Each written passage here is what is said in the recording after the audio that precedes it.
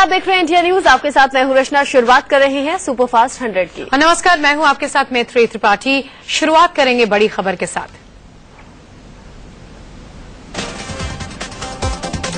संयुक्त राष्ट्र की महासभा में प्रधानमंत्री नरेंद्र मोदी ने पाकिस्तान को करारा जवाब दिया। उन्होंने कहा कि वो पाकिस्तान से मित्रता और शांति के लिए द्विपक्षीय वार्ता करना चाहते हैं। मैं पाकिस्तान से मित्रता और सहयोग बढ़ाने के लिए पूरी गंभीरता से शांतिपूर्ण वातावरण में बिना आतंक के साये के साथ द्विपक्षीय वार्ता करना चाहता हूं।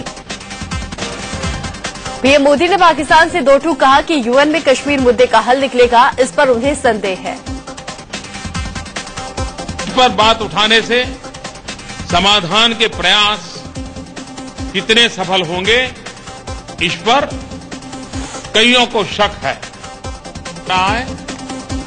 आतंकवाद किस प्रकार के बदलते रहते हैं, कभी G4 होगा, कभी G7 होगा। मोदी ने यूएन में विश्व में बढ़ते आतंकवाद का मुद्दा उठाया। मोदी ने कहा कि कई देश आतंकवाद को पनाह दे रहे हैं और ये उनकी नीति का हिस्सा है।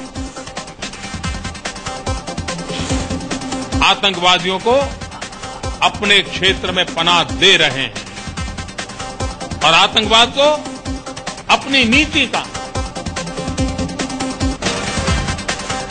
पीएम नरेंद्र मोदी ने कहा कि उनकी सरकार ने पहले ही दिन से पड़ोसियों से अच्छे रिश्ते बनाने की कोशिश की। मेरी सरकार ने पहले ही दिन से पड़ोसी देशों से मित्रता और सहयोग बढ़ाने पर पूरी प्राथमिकता दी है और पाकिस्तान के प्रति भी मेरी यही नीति है।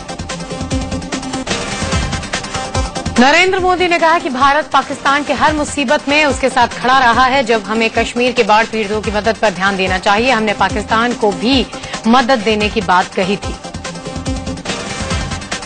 मोदी ने कहा कि यूएन जैसे संगठन के होते हुए भी हमने कई जी ग्रुप बना लिए हैं, लेकिन कोई जी ऑल की बात नहीं की जाती। उन्होंने कहा कि क्या ये बेहतर नहीं होगा कि अलग अलग समूहों के बजाय एक ही जी ऑल हो जाए। वहीं प्रधानमंत्री चीन की नीतियों पर भी अपने अंदाज में हमला उन्होंने किया। प्रधानमंत्री ने कहा कि पहले समंदर, स्पेस और साइबर जोड़ने का काम करते थे, लेकिन अब यहीं पर झगड़े की खबरें आ रही। मोदी यूएन में हिंदी में भाषण देने वाले दूसरे पीएम हैं। इससे पहले अटल बिहारी वाजपेयी ने हिंदी में भाषण दिया था। प्रधानमंत्री न्यूयॉर्क के सेंट्रल पार्क में ग्लोबल सिटीजन फेस्टिवल में पहुंचे। यहां पहुंचकर मोदी ने नमस्ते कहकर लोगों का अभिवादन किया। लोगों ने भी नरेंद्र मोदी का जोरदार स्वागत किया। How are you doing in New York? I hope you are having a good time. नमस्ते। Narendra Modi global citizen festival के दौरान रंग में दिखे। मोदी का भाषण अंग्रेजी में था। मोदी बोल रहे थे और लोगों का शोर साफ सुनाई दे रहा था। लोग तालियां बजाए जा रहे थे। I'm truly delighted to be here in the open Central Park and not inside a closed conference room.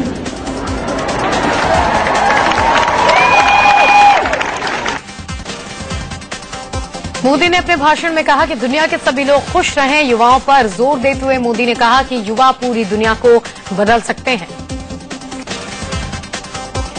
Central park में मोदी भाषण देने पहुंचे तो उनके साथ Hollywood actor director Hugh Jackman भी मौजूद थे। मोदी ने ह्यूग जैकमैन की जमकर तारीफ की।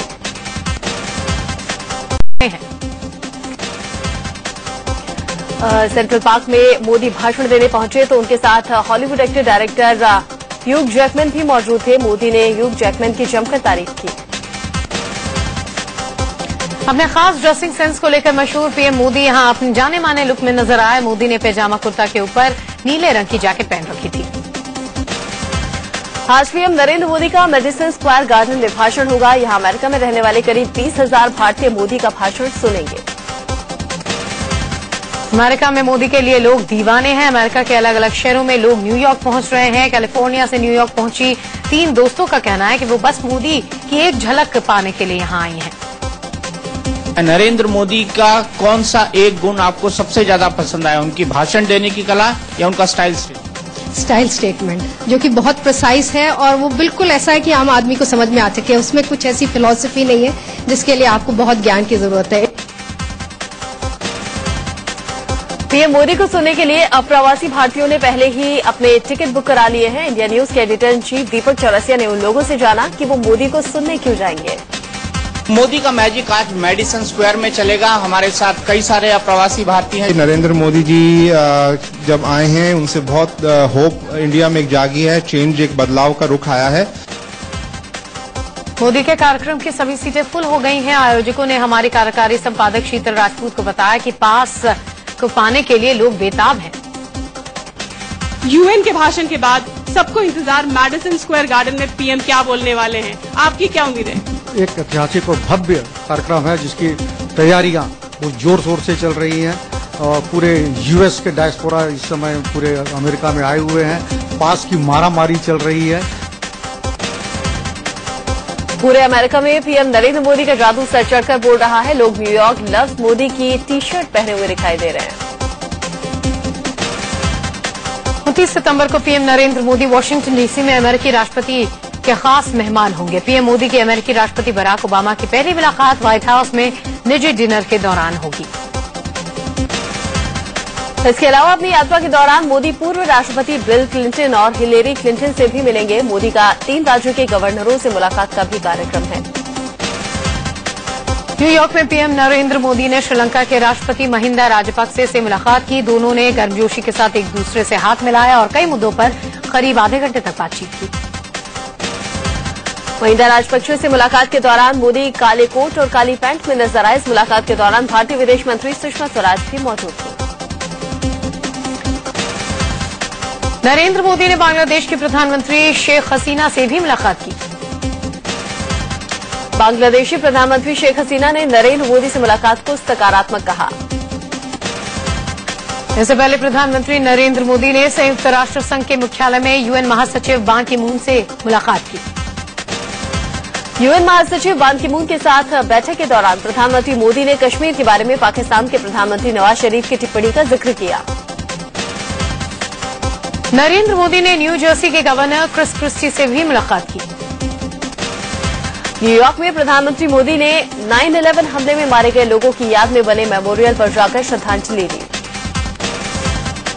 पीएम मोदी ने 9/11 मेमोरियल पर हमले में मारे गए लोगों की आत्मा की शांति के लिए प्रार्थना की। ये वही जगह है जहां पर कभी वर्ल्ड ट्रेड सेंटर को 2 गगनचुंबी इमारतें हुआ करती थी, जिसे अलकायदा ने हवाई हमले में 11 सितंबर 2001 को गिरा दिया था। 9/11 मेमोरियल पर पीएम मोदी के साथ भारतीय राजदूत और अन्य अधिकारी मौजूद थे। पीएम मोदी ने 9/11 हमले में मारे गए भारतीय लोगों के नाम के आगे पीले गुलाब के फूल चढ़ाकर उन्हें याद भी किया। पाकिस्तान ने आखिरकार मान ही लिया कि पाक हाई कमीशन की हुर्रियत नेताओं से बातचीत का वक्त सही नहीं था। दरअसल पिछले महीने 25 अगस्त को भारत और पाकिस्तान के बीच में सचिव स्तर की वार्ता होनी थी, लेकिन पाकिस्तान हाई कमीशन के हुर्रियत नेताओं से बातचीत के बाद भारत ने वार्ता रद्द कर दी थी।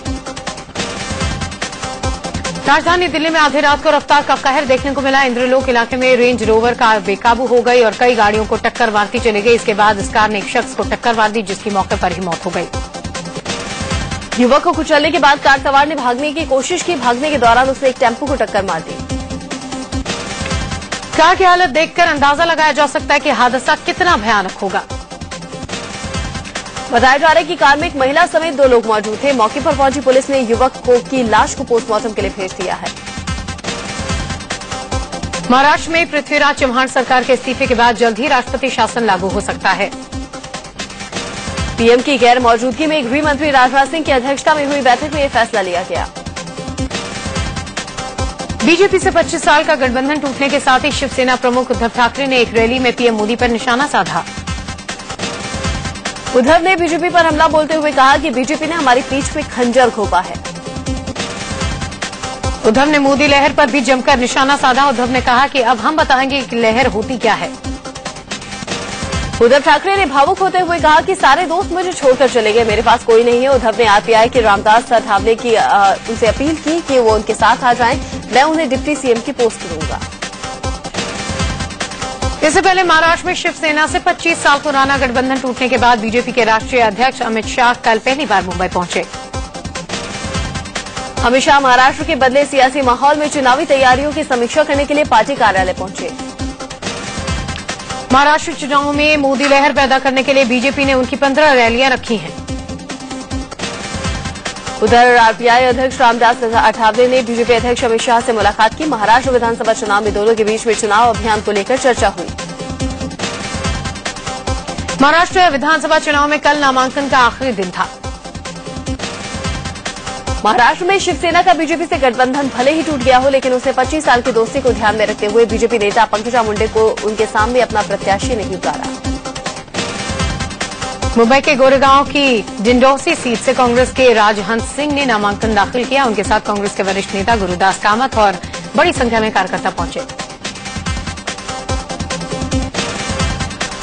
हरियाणा जनचेतना पार्टी की कालका विधानसभा सीट से प्रत्याशी शक्ति रानी शर्मा ने अपना नामांकन दाखिल किया। उन्होंने पंचकुला से एसडीएम ऑफिस पहुंचकर पर्चा भरा। हरियाणा जनचेतना पार्टी की कालका विधानसभा सीट से प्रत्याशी शक्ति रानी शर्मा पार्टी सुप्रीमो और पूर्व केंद्रीय मंत्री विनोद शर्मा की पत्नी हैं। शक्ति रानी शर्मा सामाजिक कार्यों में भी बढ़ चढ़कर हिस्सा लेती रही हैं।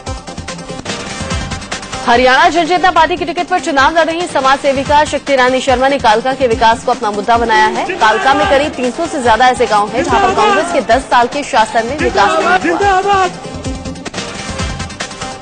एचजेसीबी की कालका से उम्मीदवार शक्ति रानी शर्मा अपने हजारों समर्थकों के साथ नामांकन भरने आई।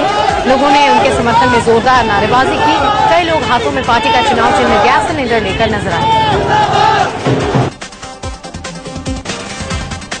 तमिलनाडु की सीएम जयललिता को गिरफ्तार कर बेंगलुरु की सेंट्रल जेल में रखा गया है। वो सोमवार को बेल के लिए हाईकोर्ट में अर्जी दे सकती है।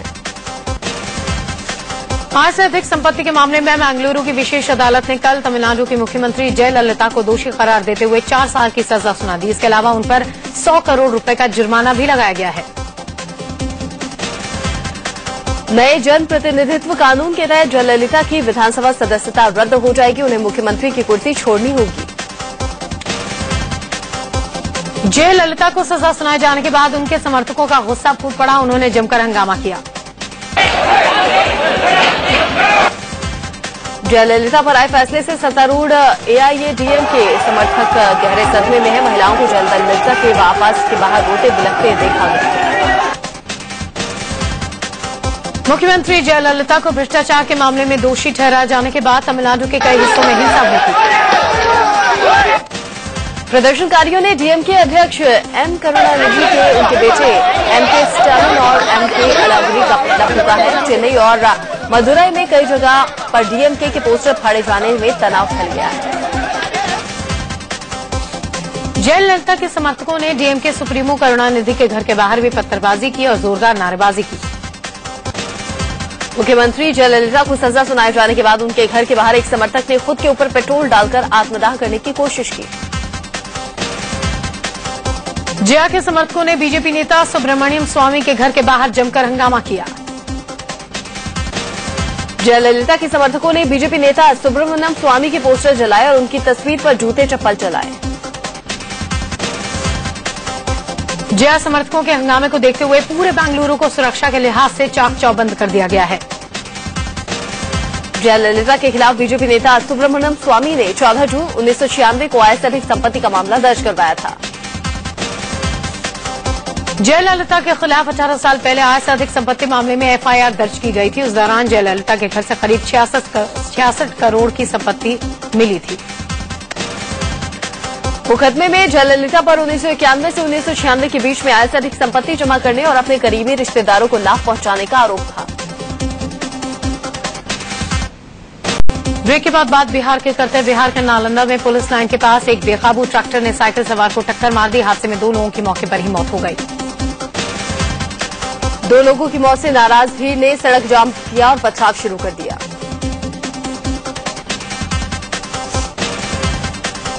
उत्तर प्रदेश के मुख्यमंत्री अखिलेश यादव ने कहा है कि उनकी सरकार की कोशिश होगी कि 2016 के अंत तक लखनऊ मेट्रो चलने लगे।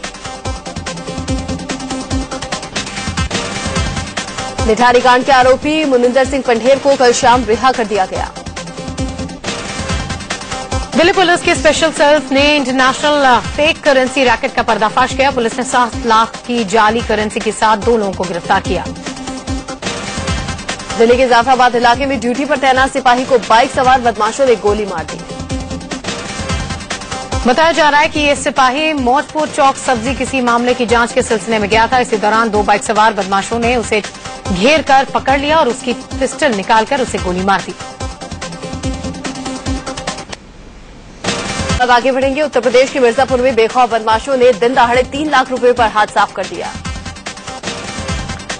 एक कॉलेज के रिटायर्ड प्रवक्ता ने जमीन खरीदने के लिए स्टेट बैंक से 3 लाख रुपए निकाले थे। रुपए डिग्गी में पीछे रखे हुए थे। पीड़ित शख्स पेट्रोल पंप पर पेट्रोल भरा रहा था, तभी 4 बदमाश आए और रुपए निकालकर बाइक से भाग गए।